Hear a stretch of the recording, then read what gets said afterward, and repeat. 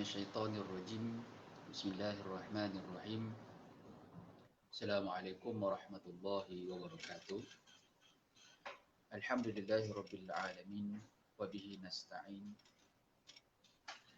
أشهد أن لا إله إلا الله وحده لا شريك له وأشهد أن سيدنا محمدا عبده ورسوله اللهم صل وسلم وبارك على سيدنا محمد وعلى آله وصحبه وبارك وسلم قال رب اشرح لي صدري ويسر لي أمري wahlul 'uqdatam min lisani yafqahu qawli amma ba'd. Muslimin dan muslimat, sidang penonton yang dirahmati dan dikasihi oleh Allah Subhanahu wa taala. Marilah sama-sama kita memanjatkan syukur kepada Allah yang masih lagi mengizinkan kita untuk terus hidup di muka bumi ini dalam keadaan masih lagi dikekalkan nikmat iman dan Islam. Semoga kita termasuk dalam kalangan hamba-Nya yang bersungguh-sungguh dan berusaha untuk menjaga nikmat ini, nikmat yang besar ini, sehinggalah kita dimatikan oleh Allah Subhanahu wa taala dan mudah-mudahan melayakkan untuk kita dimasukkan ke dalam syurga.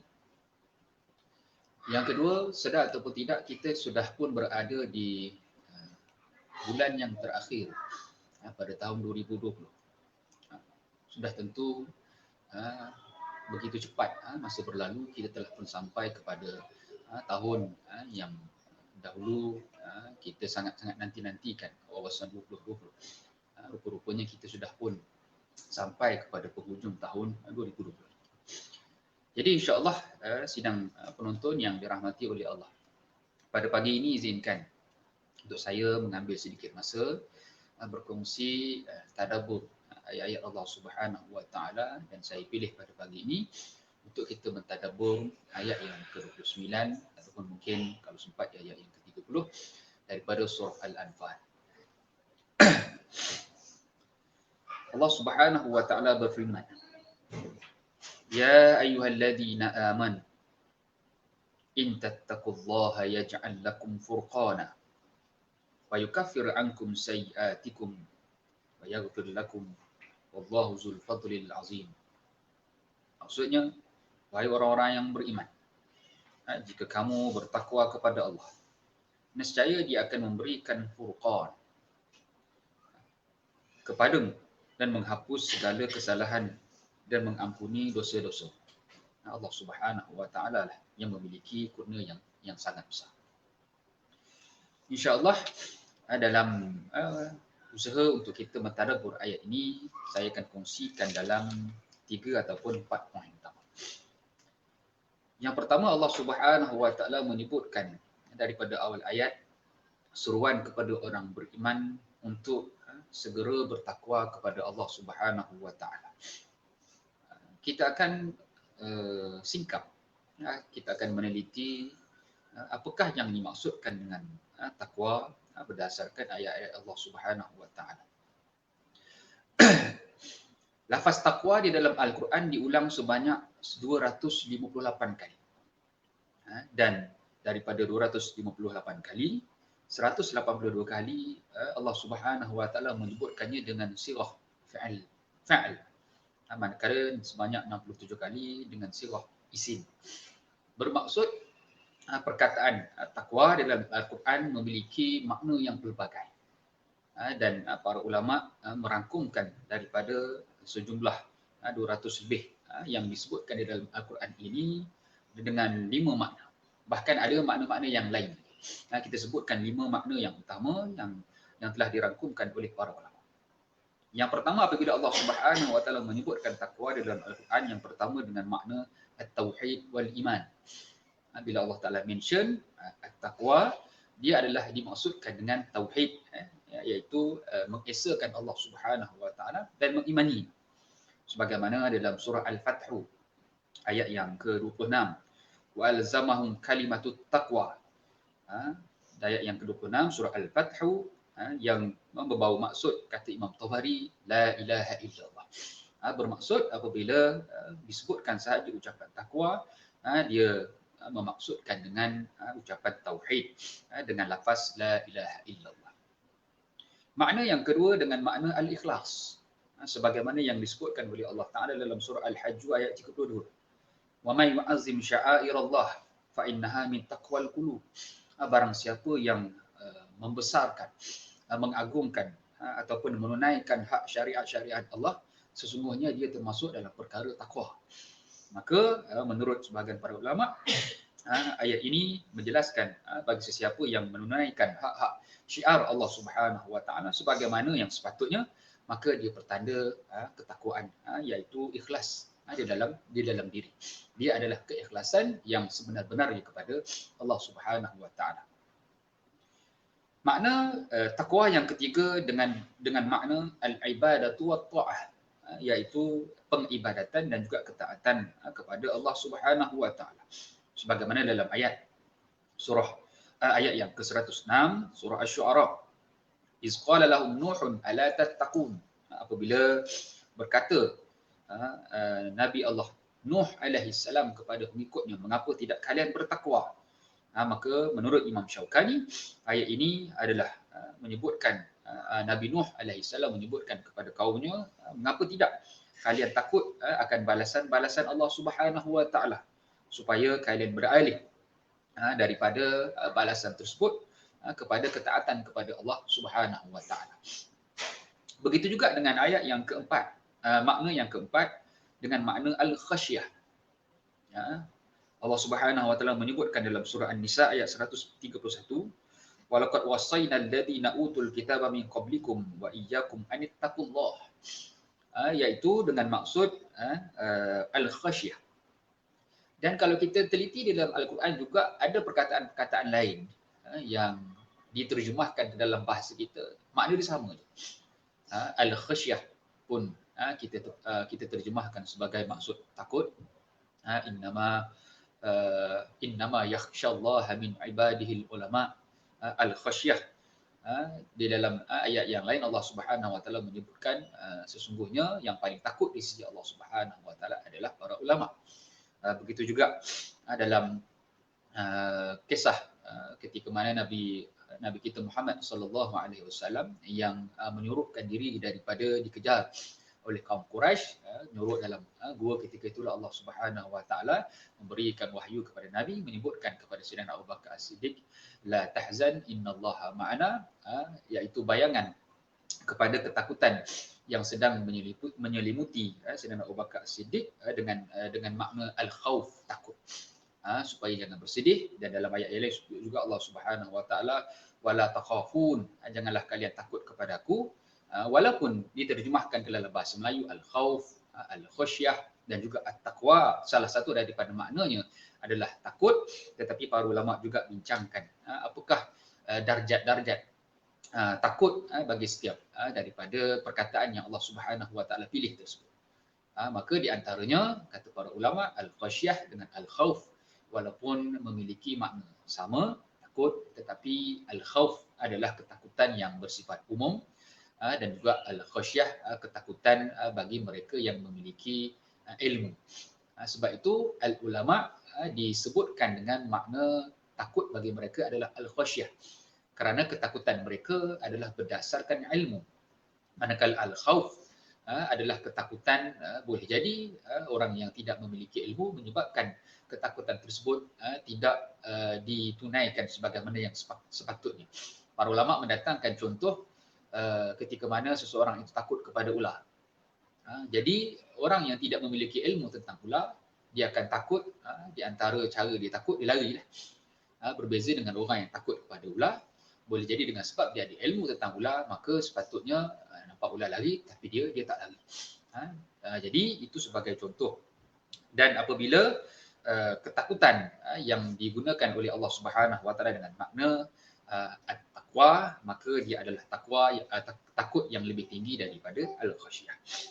Kemudian takwa dengan maksud yang kelima adalah bermakna tarkul maksiyah, iaitu meninggalkan maksiat, sebagaimana dalam ayat Al-Baqarah 189, begitu juga dengan surah Al-Baqarah ayat 197, Allah Taala menyebutkan waqtul buyuta min abwabiha wattaqullah, dan datangilah rumah itu daripada pintu-pintunya dan takutlah kepada Allah. Begitu juga dengan ayat wattaquni ya ulil albab, adalah bermaksud meninggalkan maksiat, iaitu orang yang mereka takut kepada Allah Subhanahu Wa Taala, bermaksud mereka takut sekiranya apa-apa yang mereka lakukan itu mendapat balasan kemurkaan Allah, maka mereka meninggalkan perbuatan tersebut lalu menghampiri perbuatan ma'ruf, kebaikan. Baik, itu 5 maksud takwa yang disebutkan, dirangkumkan oleh para ulama, dan ada juga maksud-maksud takwa yang lain. Antaranya sebahagian para ulama menyebutkan hakikat takwa itu adalah penyucian jiwa dan juga perbuatan ataupun al-jawarih, anggota badan kita daripada dosa. Sebagaimana yang Allah Subhanahu Wa Taala sebutkan dalam surah An-Nur ayat yang ke-52. Wa may yuti'illaha wa rasulahu wa yakhshallaha wa yattaqhi fa ulaika humul faizun. Dalam ayat ini Allah Subhanahu Wa Taala merangkumkan sekali perkataan taat, perkataan khasyah, kemudian Allah Subhanahu Wa Taala menyebutkan di ujung dengan perkataan takwa, dan juga ia sekaligus menjelaskan takrif takwa itu berbeza dengan maksud taat, berbeza dengan maksud khasyah ataupun takut. Baik. Jadi dan apabila kita meneliti dalam ayat ini, Allah Subhanahu Wa Taala mahu menjelaskan kepada kita tentang sikap orang beriman, iaitu ketika mana kita nak mendapatkan Furqan. Apa itu Furqan? Semua orang akan berhajat kepada Furqan, sebagaimana yang dijelaskan oleh Al-Imam Ibnu Kathir, bahawa maksud Furqan dalam ayat ini memiliki 4 makna. Antaranya menurut Ibnu Abbas, menurut Imam Mujahid, menurut Qatadah dan juga lain-lain, Furqan memiliki 4 makna. Yang pertama, makhraja, iaitu maksud Furqan adalah jalan keluar fi dunia wal akhirah. Makhraja, jalan keluar ketika mana urusan di dunia, dan juga jalan keluar ketika mana nasib kita di akhirat nanti. Yang pertama. Yang kedua, maksud Furqan juga dengan maksud najah, kejayaan, sebagaimana menurut Ibnu Abbas. Dan menurut sebagian ulama yang lain, Furqan juga membawa maksud nasra, kemenangan. Dan yang keempat, menurut Muhammad bin Ishaq, adalah faslan bainal haqqi wal batil, membezakan di antara hak dan batil. Dan ini biasanya pandangan yang diguna pakai oleh kita semualah bila kita sebutkan Furqan, iaitu apabila seseorang itu mendekatkan diri kepada Allah Subhanahu Wa Taala, maka dia akan mendapat satu kalau kita hari ini kita kata sensor.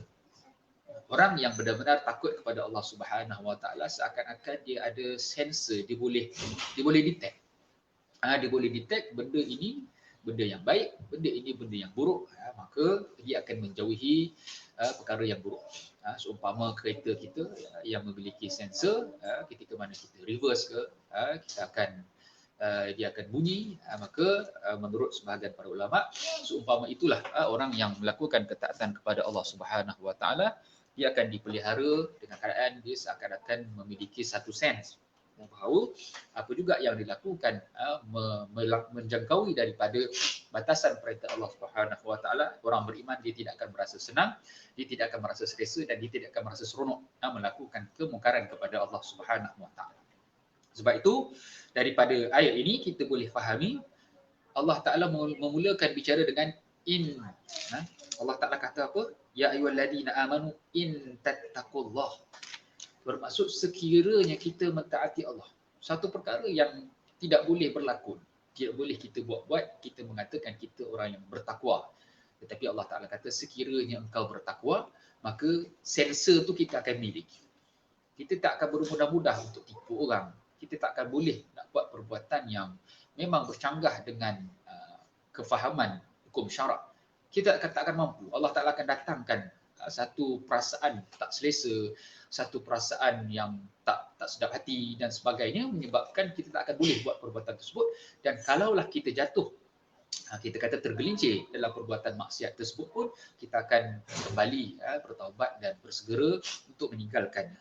Sebab itu para ulama menyebutkan untuk mendapatkan makhraja, untuk mendapatkan an-najah, untuk mendapatkan nasra, untuk mendapatkan faslan bainal haqqi wal batil, syaratnya mestilah melakukan ketaatan, mestilah menjauhi kemaksiatan. Bahkan tak silap saya dalam tafsir Al-Imam At-Tabari menyebutkan juga dengan yang dimaksudkan dengan furqana adalah kita akan dibantu oleh Allah Subhanahu Wa Taala, dipelihara daripada tipu daya musuh. Sebab daripada tipu daya musuh itulah yang menyebabkan kita memperolehi kemenangan, nasran. Seseorang ataupun sesiapa yang membawa jalan Allah Subhanahu Wa Taala, kita merancang, dan dalam masa yang sama musuh juga melakukan perancangannya, dan perkara ini sebenarnya disambung penjelasannya melalui ayat yang ke-30. Allah Subhanahu Wa Taala menyebutkan dalam ayat yang ke-30, wa iz yamkuru bikal ladina kafaru liyusbituk aw yaqtuluk aw yakhrujuk wa yamkuruna wa yamkurullah wallahu khairul makirin. Dan ingatlah ketika orang-orang kafir Quraisy memikirkan tipu daya terhadap Muhammad untuk menangkap dan memenjarakan atau membunuh atau mengusirmu. Mereka membuat tipu daya dan Allah menggagalkan tipu daya kerana Allah Subhanahu Wa Taala sebaik-baik pembalas tipu daya. Jadi Imam At-Tabari memaksudkan furqana adalah di antaranya terselamat daripada tipu daya musuh. Dan sebenarnya ia selari dengan pendapat Ibnu Abbas ataupun pendapat Ibnu Katsir yang memaksudkan furqana dengan maksud nasran, beroleh kemenangan. Orang yang beroleh kemenangan kerana mereka terselamat daripada tipu daya musuh, perancangan umat Islam untuk melakukan kebaikan. Dan biasanya perancangan orang baik ini dia mengikut etika, manakala orang yang melakukan kejahatan tak ada etika. Maka sudah pastinya orang yang bersungguh-sungguh untuk menegakkan agama Allah, orang yang bersungguh-sungguh untuk melakukan kebaikan, ada benda-benda yang dia tak mampu untuk fahami kecuali Allah Subhanahu Wa Taala datangkan bantuan-bantuan dengan pelbagai cara, sebagaimana dalam ayat yang ke-30 menjelaskan tentang bantuan Allah Subhanahu Wa Taala kepada Nabi kita Muhammad sallallahu alaihi wasallam yang diselamatkan daripada usaha pihak Quraisy untuk membunuh. Bahkan sebenarnya bukan setakat untuk membunuh, mereka membincangkan, mereka membuat mesyuarat bagaimanakah cara yang terbaik untuk mereka dilenyapkan Nabi Muhammad. Maka datanglah tiga idea. Yang pertama, yusbituk, untuk mereka penjarakan Nabi Muhammad. Tapi ketika mereka mesyuarat itulah datang iblis yang menyamar menyerupai lelaki tua, seakan-akan dia orang yang berpengalaman banyak lah. Sebab tu bila ditanya, kau siapa? Kata dia, aku ni orang lama. Maka dengan sebab orang lama diizinkan untuk masuk, maka terlibatlah iblis dalam mesyuarat tersebut. Maka bila mereka merancang untuk memenjarakan Muhammad, maka iblis antara yang menentang, kerana kalaulah Nabi Muhammad itu dipenjarakan, nanti akan berlaku pemberontakan besar di Mekah kerana pengikut Muhammad telah ramai. Kemudian datang cadangan yang kedua untuk yukhriju, untuk kita usir Muhammad daripada kota Mekah. Kata iblis juga ini carangan yang sangat-sangat tak sesuai. Kerana apa? Kalaulah Muhammad ini diusir, nescaya pengikut-pengikut Muhammad pun akan ikut sekali, dan apabila mereka ikut sekali Muhammad, mereka sudah pasti lebih mudah untuk bergerak di luar daripada Mekah kerana mereka telah bebas. Jadi kalaulah mereka berjaya mengumpul satu pasukan yang besar untuk menyerang Mekah, sudah pasti dia akan memudaratkan kita. Akhirnya apabila datang carangan yang ketiga, awiyatulu, maka carangan ini disokong oleh iblis dan disokong oleh semua, tetapi dengan syarat mestilah membunuh dengan cara yang paling selamat, iaitu tak boleh satu kabilah saja yang bunuh, mesti pakat semua kabilah sama-sama untuk mengirim setiap daripada kabilah satu anak muda yang gagah perkasa, supaya tidak ada sesiapa pun daripada mana-mana kabilah untuk menyalahkan salah satu kabilah tersebut. Maka ini yang dilakukan oleh Quraisy, dan bagaimana Nabi SAW dapat maklumat ini? Maka dengan sebab kesungguhan Nabi untuk melakukan ketaatan kepada Allah, ketika mana Abu Talib memaklumkan kepada Nabi, wahai Muhammad, kau tahu tak bahawa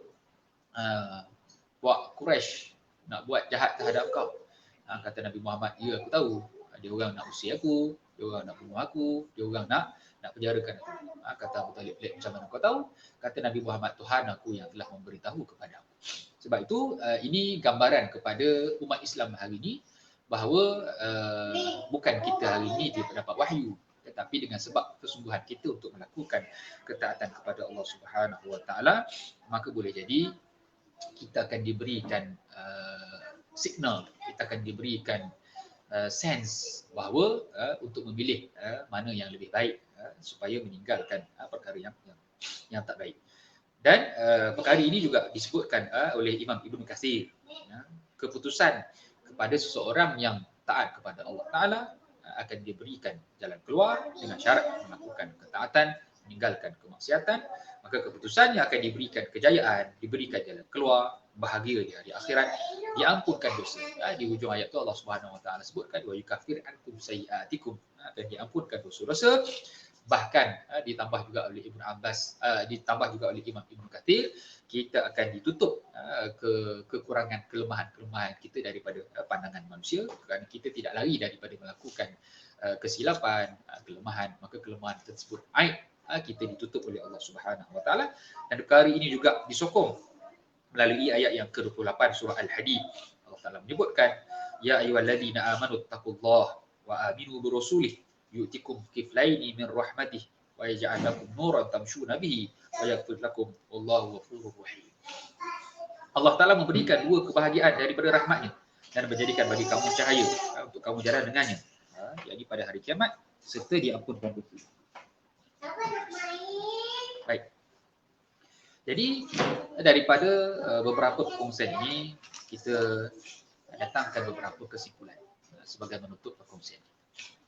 Yang pertama, apabila Allah Subhanahu Wa Taala memerintahkan untuk kita melakukan ketaatan, maka selayaknya kita sebagai umat Islam, bahkan kita sebagai hamba Allah Subhanahu Wa Taala, hendaklah bersungguh-sungguh melakukannya.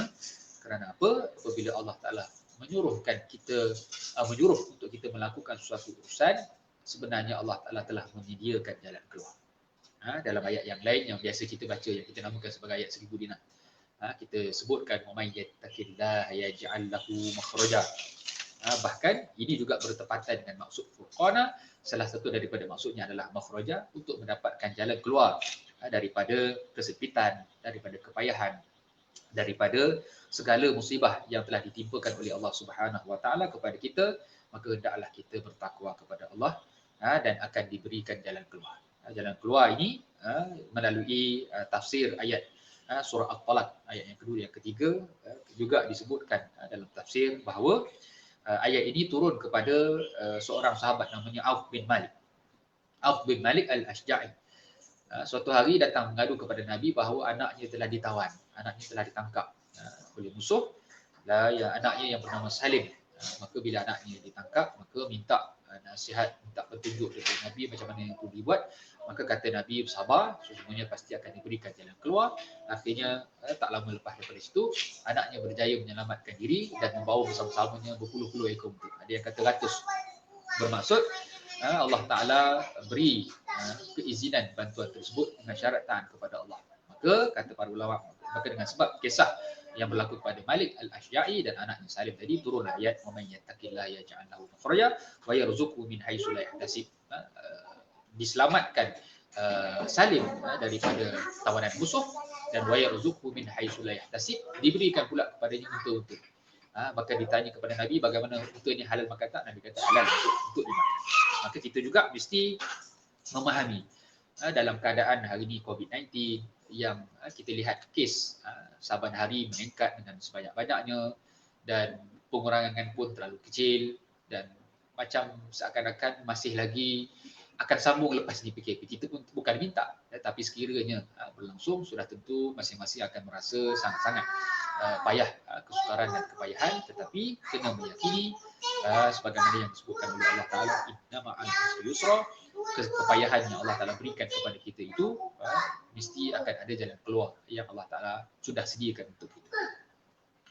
Yang kedua, walaupun ujian yang diberikan kepada kita tak sama, tetapi tetap semua akan diberikan ganjaran yang setimpal dengan ujian. La yukallifullahu nafsan illa wus'aha. Allah Ta'ala takkan uji kita kecuali dia berdasarkan kemampuan kita. Ada sebahagian daripada kita, kawan-kawan kita yang diuji dengan COVID.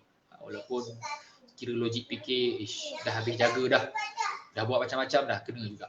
Jadi sudah tentu perasaan orang yang disahkan kena COVID, kemudian dengan sebab dia kena pula merebak kepada orang lain, sudah tentu ada satu perasaan bersalah kita kerana menjadi sebab kepada orang lain. Tetapi yakinlah ujian yang Allah Taala berikan kepada kita itu ada ganjaran yang telah disediakan untuk kita, dan kita tidaklah boleh orang yang tak kena COVID ni untuk kita benci, untuk kita salahkan orang lain sewenang-wenangnya kerana dia juga tidak berkehendak kepada perkara tersebut. Yang ketiga, hendaklah kita sentiasa bersangka baik kepada Allah. Sangka baik kepada Allah saat kita diuji, iaitu tidak semestinya dengan sebab kita diuji dengan perkara yang buruk, dia adalah buruk untuk kita, dan sekiranya seorang itu mendapatkan kesenangan, dia adalah senang untuk kita daripada aspek material.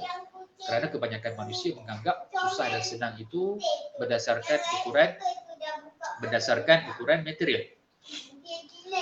Jadi apabila semuanya dikira berdasarkan ukuran material, menyebabkan sudah tentulah kaya itu baik, miskin itu buruk.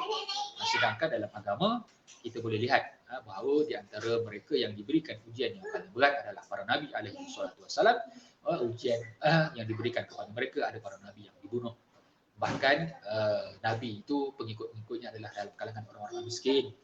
Bermaksud nabi itu tidak diberikan kesenangan daripada aspek material. Bahkan Allah Ta'ala berhak je memberikannya, sebagaimana diberikan kepada Nabi Sulaiman, diberikan kepada Nabi Daud alaihi wassalam, tetapi tidak diberikan kepada Nabi kita Muhammad, dan bukan itulah yang menjadi kehendak Allah Subhanahu Wa Ta'ala, dan itu juga bukan menjadi ajaran daripada agama Islam. Islam tidak melarang untuk dalam kalangan kita menjadi kaya, syaratnya hendaklah taat kepada perintah Allah Subhanahu Wa Ta'ala. Maka apabila kita diuji, sangka baik kita sebagaimana menurut satu hadis kursi, ana inna dhanni 'abdi, aku adalah apa yang hamba aku sangkakan. Maka dengan sebab kita sendiri yang bersangka-sangka buruk terhadap Allah Subhanahu Wa Ta'ala, padahal ujian tersebut sebenarnya adalah untuk Allah Ta'ala uji kesungguhan kita untuk taat kepadanya, akhirnya kita tidak mampu laluinya, menyebabkan kita termasuk dalam kalangan golongan yang merugi. Selayaknya kita mencontohi Nabi Allah Adam dan juga Siti Hawa, yang apabila mereka melakukan kesalahan, segera mereka bertaubat kembali kepada Allah Subhanahu Wa Taala, menyebabkan mereka diberikan kebahagiaan di dunia dan di akhirat. Berbeza dengan iblis, sejak daripada awal lagi apabila melakukan kesalahan, ditegur oleh Allah, terus dia murka, bahkan dia sendiri tidak mengakui kesalahannya, yang akhirnya pergi kepada peringkat yang tertinggi. Dia bukan setakat tidak mengakui kesalahannya, bahkan bersedia untuk dicampakkan ke dalam neraka, dan bersama-samanya orang-orang yang akan disesatkan. Jadi sebagai akhir, semoga Allah Subhanahu Wa Ta'ala memudahkan setiap urusan kita, dan kita mestilah meyakini bahawa bumi ini, dunia ini memang tempat untuk Allah Ta'ala uji kita. Selayaknya setiap daripada kita diuji dengan tahap ujian berdasarkan kesesuaian masing-masing. Maka apabila kita diuji sedangkan kita sudah merasai kepayahan, dan orang lain tidak diuji sebagaimana kita diuji, maka ketika itu yakinlah kita sedang mendapat perhatian Allah Subhanahu Wa Ta'ala. Sebab itu Allah Ta'ala sebut dalam surah Ali Imran, ya ayyuhallazina amanu sabiru wasabiru warabitu. Allah Ta'ala bukan setakat suruh kita bersabar, bahkan Allah Ta'ala suruh kita kuatkan kesabaran, dan Allah Ta'ala suruh kita rabitu. Maka kata para ulama sebahagiannya rabitu dengan maksud as-sabat, tetaplah di atas ujian tersebut, kerana supaya di akhir nanti Allah Subhanahu Wa Ta'ala akan berikan kepada kita la'allakum tuflihun, kejayaan di dunia, dan sudah tentu kita mahukan kejayaan. Jadi saya kira untuk hari ini cukuplah perkongsian kita tadabbur ayat yang ke-29 daripada surah Al-Anfal. Semoga ini memberikan kebaikan untuk kita semua, dan saya menyuruh juga kepada kita semua bagi yang berkelapangan untuk sama-sama mengembang untuk dana intelek untuk ummah di bawah Prism. Boleh lihat nombor akaun sebagaimana yang tertera di skrin. Semoga Allah Ta'ala rahmati kita semua. Allahu'alam. Assalamualaikum warahmatullahi wabarakatuh.